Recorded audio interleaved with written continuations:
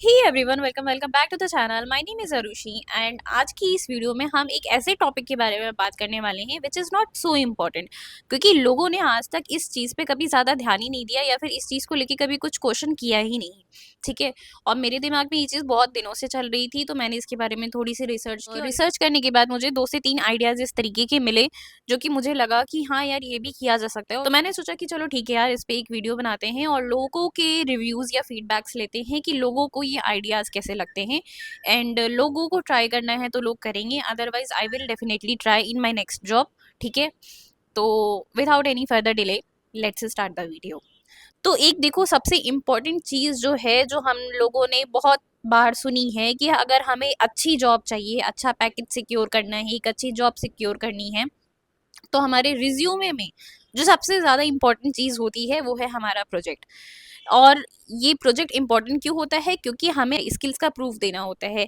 हमें अगर अपनी स्किल्स को शोकेस करना है तो एक प्रोजेक्ट ही एक ऐसा तरीका होता है जिससे कि हम अपनी स्किल्स को प्रूव कर सकते हैं या शोकेस कर सकते हैं रिक्रूटर्स को। ठीक है। और इसके लिए लोग परेशान होते हैं कि यार कौन सा प्रोजेक्ट बनाए, कौन सा प्रोजेक्ट बनाए, बनाने के बाद फिर कहाँ पे उसको वो करें। क्योंकि मैंने भी बहुत बार मैंने भी अलग अलग प्रोजेक्ट्स पे काम किया है, बट मैंने कंपनी के अंदर काम किया है, उसकी कोड मेरे पास नहीं है। कंपनी में मैंने काम किया, कंपनी छोड़ दी, कंपनी के पास वो कोड रह गया। अब हम सिर्फ उसके बारे में बता सकती हैं, एक्सप्लेन कर सकती है, बट वो कोड हम लोगों को शो नहीं कर सकती हैं। ठीक है। अब लोग जो फ्रेशर्स होते हैं या जो किसी अदर बैकग्राउंड से होते हैं, उनके लिए प्रोजेक्ट बनाना एक बहुत ही बड़ा टास्क है। इनफैक्ट जो लोग आईटी इंडस्ट्री में भी काम कर रहे हैं ना, उनके लिए भी प्रोजेक्ट बनाना बहुत ही बड़ा टास्क है, क्योंकि लोगों के पास समय ही नहीं होता है। मुझे भी डेटा साइंस में अगर स्विच करना है तो मुझे उसके लिए प्रोजेक्ट बनाना पड़ेगा, बट एक्चुअल में मेरे पास टाइम नहीं है इतना कि हम प्रोजेक्ट बना पाएँ। मुझे 9 to 5 जॉब करनी होती है, Monday to Friday. Saturday Sunday आता है, उसमें मुझे यूट्यूब वीडियोस भी बनाने होते हैं, घर के भी काम करने होते हैं, और भी बहुत सी चीज़ें होती है लोगों की लाइफ में। तो लोगों के पास टाइम ही नहीं होता है कि हम प्रोजेक्ट बनाएं कब यार। अब देखो, प्रोजेक्ट बनाना जो है वो एक दिन का काम तो है नहीं। ठीक है। प्रोजेक्ट बनाने में आपको एटलीस्ट 1 महीना लग जाता है अगर आपको एक्चुअल में कुछ इम्पैक्टफुल प्रोजेक्ट बनाना है। तो मुझे ऐसे 3 तरीके मिले जिससे कि हम अपनी स्किल को शोकेस कर सकते हैं अपने रिज्यूमे में मेंशन करके, और इससे हमारे रिज्यूमे का लेंथ भी नहीं बढ़ेगा, हमें उतनी मेहनत भी नहीं करनी पड़ेगी जितना एक्चुअल में हमें प्रोजेक्ट बनाने के लिए करनी पड़ती है, और रिक्रूटर एक्चुअल में इम्प्रेस भी हो सकता है। ठीक है। अब आपको यूज़ करना है नहीं करना, ये आपकी मर्जी है। तो सबसे पहला तरीका इसमें है कि हमें कंपटीशन में पार्टिसिपेट करना होता है, जो कि लोगों को इसकी इंपॉर्टेंस नहीं पता है, बट एक्चुअल में बहुत इंपॉर्टेंट है, क्योंकि मैंने बहुत सी कंपनीज की जॉब डिस्क्रिप्शन में ये सारी चीज़ें पढ़ी हैं। ठीक है। 2 सबसे फेमस वेबसाइट है इसके लिए। सबसे पहली है हगिंग फेस, दूसरी है कैगल। ठीक है। यहाँ पे अक्सर कॉम्पिटिशन्स होते रहते हैं। कॉम्पिटिशन्स का लेवल ऑब्वियसली बिगिनर लेवल से एडवांस लेवल तक का होता है। अब अगर आप कॉम्पिटिशन्स में पार्टिसिपेट करते हो, इट डजेंट मैटर कि आप वहाँ पे जीत रहे हो, हार रहे हो, इससे फ़र्क नहीं पड़ता। आपने कितने कॉम्पिटिशन्स में पार्टिसिपेट किया, इस नंबर से फ़र्क पड़ता है। ठीक है। अगर आप कॉम्पिटिशन्स में पार्टिसिपेट करते हो, लेट्स से कि आपने 2 कॉम्पिटिशन में भी पार्टिसिपेट किया विद इन अ मंथ। ठीक है। आपके 6 महीने में 12 कॉम्पिटिशन्स हो सकते हैं। चलो 6 महीना बहुत लंबे समय की बात है, 3 महीना ही मान लो। 3 महीने में आप एटलीस्ट 6 कॉम्पिटिशन में पार्टिसिपेट कर लोगे। ठीक है। सिर्फ कैगल पे मैंने बात की। हगिंग फेज पे मान लो आप महीने में सिर्फ एक कंपटीशन में पार्टिसिपेट कर रहे हो, तो 3 महीने में आपने 3 कंपटीशन में पार्टिसिपेट कर लिया। दैट मीन्स 3 महीने में आपने टोटल हगिंग फेज पे 3 कॉम्पिटिशन्स में और कैगल में 6 कॉम्पिटिशन्स में, दैट मीन्स टोटल 9 कॉम्पिटिशन्स में पार्टिसिपेट किया है। अब 9 कॉम्पिटिशन्स में पार्टिसिपेट करने के बाद आप पहले जैसे नहीं रहोगे जैसे आप 3 महीने पहले थे। ठीक है। आपको अच्छा खासा एक्सपीरियंस हो चुका होगा, आपने अलग अलग प्रोजेक्ट में पार्टिसिपेट किया होगा, मतलब कि आपने अलग अलग डेटा सेट पे काम किया होगा, आपने अलग अलग प्रोजेक्ट पे काम किया होगा। ठीक है। आपको अलग अलग तरह की नॉलेज मिली होगी अलग अलग कॉम्पिटिशन में पार्टिसिपेट करने के बाद, और इस चीज़ को आप एक लाइन में बड़े आराम से मेंशन कर सकते हो रिज्यूमे में, जिससे कि आपकी रिज्यूमे की लेंथ भी नहीं बढ़ेगी। ठीक है।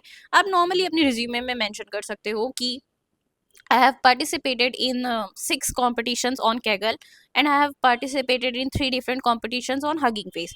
आप उस कंपटीशन के बारे में थोड़ा सा मेंशन कर दोगे, और आपको सिर्फ एक लिंक चिपका देनी है अपने हगिंग फेस प्रोफाइल की और अपने कैगल प्रोफाइल की, और जो रिक्रूटर है वो बड़े आराम से उस लिंक पे क्लिक करके आपकी उस प्रोफाइल को चेक कर सकता है और डेमो देख सकता है कि एक्चुअल में आपने कौन कौन सी कॉम्पिटिशन्स में पार्टिसिपेट किया है। ठीक है। अब यही मान लो कि आपने 3 महीने में अगर आपने प्रोजेक्ट बनाने होते, तो पहली बात तो ये कि 3 महीने में आप एक ही प्रोजेक्ट बना पाते, ज़्यादा से ज़्यादा 2 प्रोजेक्ट बना पाते, इससे ज़्यादा ना बना पाते। दो प्रोजेक्ट को मेंशन करने के लिए अपने रिज्यूमे में सबसे पहले आपको स्टार मेथड का यूज़ करना पड़ता। उन दो प्रोजेक्ट को मेंशन करने के लिए आपका एक पन्ना रिज्यूमे का खत्म हो चुका होता, अगर आप ढंग से उसको एक्सप्लेन करोगे तो। ठीक है, जिससे कि आपका रिज्यूमे बड़ा हो जाएगा और रिक्रूटर को इसमें कुछ भी नहीं समझ में आएगा, क्योंकि रिक्रूटर एचआर होता है जिन्हें इतनी ज़्यादा टेक्निकल नॉलेज नहीं होती है। ठीक है, बट यहाँ पे आपके रिज्यूमे की लेंथ भी नहीं बढ़ी और आपने हर एक चीज़ को बहुत ही अच्छी तरीके से मेंशन कर दिया। अब बात करते हैं दूसरे तरीके की, जो कि थोड़ा सा कॉमन है, बट अभी भी कई लोग इसको यूज़ करते हैं और कई लोग इसको यूज़ नहीं करते हैं क्योंकि लोग इस पर ज़्यादा ध्यान नहीं देते हैं। ठीक है, ये है आपकी कोडिंग प्रोफाइल के बारे में। अब देखो, 3 कोडिंग प्रोफाइल जो है वो बहुत ही फेमस है मार्केट में। सबसे पहला है लीड कोड, दूसरा है हैकर रैंक और तीसरा है डेटा लेमोर। डेटा लेमोर मेरा पर्सनल फेवरेट है और इनफैक्ट ये तीनों मुझे लगता है कि फेमस है। हो सकता है इससे ज़्यादा फेमस भी कुछ हो, मुझे उसके बारे में नहीं पता, आप पता कर सकते हो। ठीक है, मैंने 3 प्रोफाइल के बारे में, 3 वेबसाइट्स के बारे में आपको बताया जो मार्केट में काफ़ी ट्रेंडिंग रहती है हमेशा। लीड कोड, हैकर रैंक और data lemur. Data lemur basically सिर्फ और सिर्फ सिक्वल के लिए होता है। ठीक, अगर आप डेटा की इंडस्ट्री में काम कर रहे हो तो आपको पता होगा कि वहाँ पे सिक्वल बहुत ही ज़्यादा ज़रूरी होता है। ठीक है, तो अगर ऐसे में अगर आपको अपनी स्किल्स शोकेस करनी है तो आपके लिए सबसे बेस्ट तरीका है कि आप ज़्यादा से ज़्यादा क्वेश्चंस को या फिर कोडिंग को इन सारे प्लेटफॉर्म्स पे प्रैक्टिस करो या फिर इनकी एक्सरसाइज करो। ठीक है, फॉर एग्जाम्पल जब आप हैकर रैंक पे भी कोडिंग की प्रैक्टिस करते हो तो आपकी प्रोफाइल पे वो सारी चीज़ें मेंशन हो रही होती हैं कि पाइथन में आपको 1 स्टार मिला है, सिक्वल में आपको 2 स्टार मिला है। ये सारी चीज़ें आपकी प्रोफाइल पे शो हो रही होती हैं। इस प्रोफाइल को आप बड़े आराम से अपने रिज्यूमे पे भी मेंशन कर सकते हो और अपने लिंक्डइन की प्रोफाइल पे भी मेंशन कर सकते हो। ठीक है, फॉर एग्जाम्पल आपने लीड कोड पे 100 क्वेश्चंस पाइथन के सॉल्व किए हैं। ठीक है, ऐसे ही आपने डेटा लैमोर पे भी 100 क्वेश्चंस आपने सिक्वल के सॉल्व किए हैं। ठीक है, और ऐसे ही आपने हैकर रैंक पे भी 100 प्लस क्वेश्चंस आपने किसी ना किसी लैंग्वेज के आपने सॉल्व किए हैं। अब ये सारी चीज़ें आप एक लाइन में बड़े आराम से मेंशन कर सकते हो और नंबर्स के साथ। ये एक ऐसे नंबर हैं जिसको अचीव करने में बहुत ज़्यादा टाइम नहीं लगेगा। इससे आपकी कंसिस्टेंसी जो है वो रिक्रूटर को समझ में आएगी, प्लस रिक्रूटर को समझ में आएगा कि आप एक ऐसे बंदे हो जो डेली इन सारी चीज़ों की प्रैक्टिस करता रहता है। और जो बंदा डेली इन सारी चीज़ों की प्रैक्टिस करता रहता है वो फिर धीरे धीरे करके और ज़्यादा अच्छा बनता जाता है उसी पर्टिकुलर प्रोग्रामिंग लैंग्वेज में। वो फिर पुरानी चीज़ों को कभी भूलता नहीं है, उसकी बेसिक्स जो है वो बहुत स्ट्रांग होती हैं। ठीक है, प्लस ये सबसे अच्छी चीज़ ये है कि आप इसको लिंक्डइन पे भी बहुत आराम से मेंशन कर सकते हो, प्लस आप अपने रिज्यूमे पे भी इस चीज़ को बहुत ही आराम से मेंशन कर सकते हो और ये नंबर्स बढ़ाने में आपको ज़्यादा टाइम ही नहीं लगेगा। मान लो अगर आपने 80 क्वेश्चंस भी अपनी तरफ से सॉल्व कर लिए ना, तो 20 क्वेश्चंस आप एआई की हेल्प से सॉल्व कर लोगे, कोई फर्क नहीं पड़ेगा, क्योंकि अगर आपने 80 क्वेश्चन सॉल्व किया है that means you are capable enough. ठीक है, तो आपको 100 नंबर्स कंप्लीट करने हैं। जब आपको एग्जैक्ट नंबर पता होते हैं तो आपको वो चीज़ करने में ज़्यादा टाइम नहीं लगता है, कि आपको पता है कि 100 नंबर्स मुझे कंप्लीट करने हैं, जल्दी से कंप्लीट करके ख़त्म करो।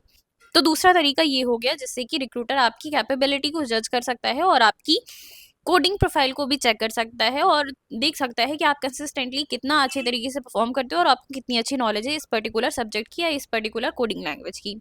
ठीक है, तीसरा तरीका जो है वो ऑब्वियसली हमारा प्रोजेक्ट है कि हम एक अच्छा प्रोजेक्ट बना सकते हैं। अगर आप किसी कंपनी में काम कर रहे हो तो ऑब्वियसली आप वहाँ पे किसी ना किसी प्रोजेक्ट पे काम कर रहे हो, वहाँ पे आप फिर वही मेंशन करोगे जो आपने अपनी कंपनी में प्रोजेक्ट पे काम किया है। बट फॉर एग्जाम्पल अगर आप फ्रेशर हो, आपके पास कोई भी प्रोजेक्ट नहीं है, तो ऑब्वियसली वहाँ पे फिर आपको नई सिरे से कुछ ना कुछ प्रोजेक्ट बनाना होता है। ठीक है, तो प्रोजेक्ट के बारे में आई थिंक सबको पता होता है, सबको अच्छी खासी नॉलेज है प्रोजेक्ट के बारे में, तो यहाँ पे हम प्रोजेक्ट के बारे में कोई भी डिस्कशन नहीं करेंगे। अब हम बात करेंगे लास्ट मेथड की, जो कि मुझे बहुत ही यूनिक लगा।